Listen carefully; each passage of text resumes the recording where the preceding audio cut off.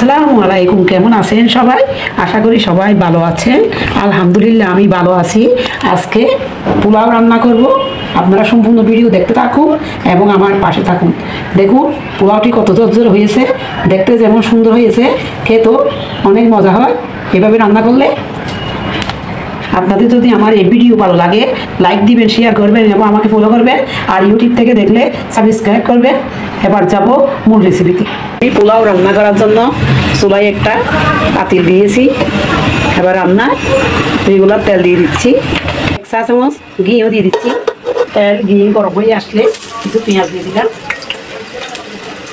বাজার জন্য, হালকা ভেজে নিব।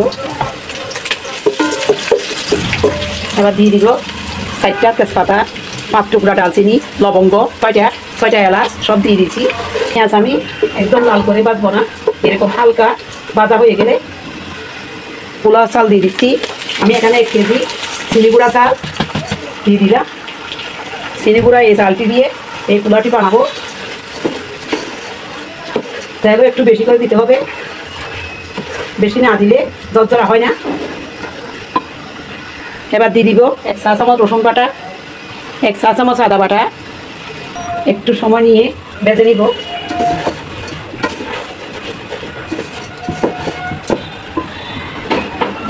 চালটা বাঁচতে বাঁচতে এরকম যখন আটা আটা ভাব আসবে, এবার আমি গরম পানি দিয়ে দিব। আমি 1 কেজি চালের জন্য পানি 4 কাপ পানি দিয়েছি। 1 কেজি চালের জন্য চালের পরিমাণ বুঝে আপনাদের পানি দিতে হবে। এবার দিয়ে দিচ্ছি গরুর দুধ। দুধ দিলে পোলাওয়ের কালারটা দেখতে ভালো লাগে, খেতেও ভালো লাগে।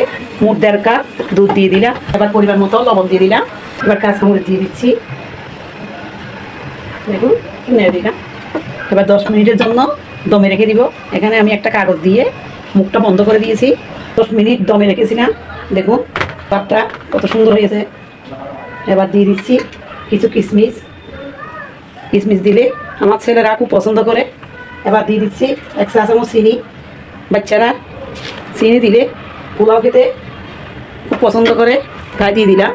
দিয়ে দিচ্ছি পেঁয়াজের বেরেস্তা, দিয়ে দিচ্ছি ঘি, দিয়ে দিচ্ছি 1 টেবিল চামচ কেওড়া জল অথবা গোলাপ জল, ফ্লেভারটা ভালো আসে। এবার নেড়ে দিব। এবার আরও 5 মিনিট দমে রেখে দিব। 5 মিনিট দমে আবার রেখে দিয়েছিলাম। দেখুন ভাতগুলো কেমন হয়েছে, কত সুন্দর চচ্চরে সাদা পোলাও হয়েছে। এবার আমি নামিয়ে নিব। দেখুন একটা প্লেটের মধ্যে পোলাওটা আমি নিয়ে নিয়েছি। দেখতে কত সুন্দর হয়েছে, খেতেও অনেক মজা হয়েছে।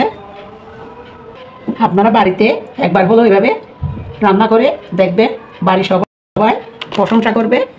আজকে এই পোলাওটি আমরা মুরগির রোস্ট আর ডিমের কুমা দিয়ে খাবো।